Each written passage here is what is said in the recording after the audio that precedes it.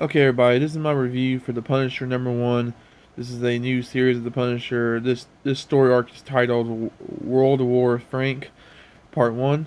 And yeah, I actually really enjoyed this issue. I thought it was super kinetic, full of action, full of excitement. Really good storyline. Even though there's a lot of action, I felt like the story was still really interesting, engaging, and fleshed out. Essentially, it is a story of Frank. He's basically declaring war on this alliance that Hydra has with the Mandarin's country, and basically he's fighting against them because they're trying to basically make this big political deal with other countries and like form like a kind of like a United Nations alliance or something.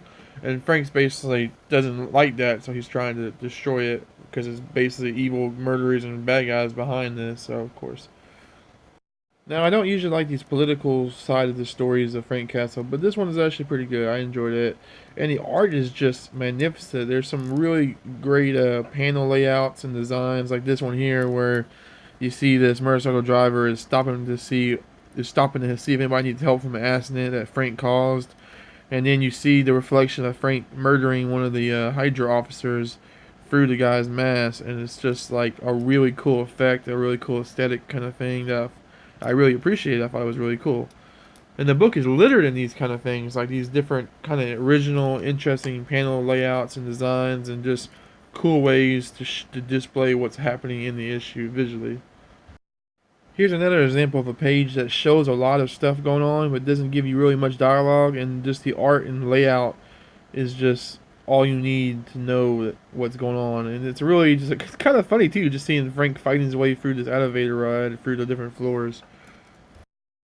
This was a very entertaining and satisfying read. It was just fun seeing Frank mowing his way through the Hydra and Roxxon soldiers and goons, and like it was especially this panel where he's actually using the Hydra weapons against them. That was really fun. Like all these crazy sci-fi like weapons, something like you see in Doom or something.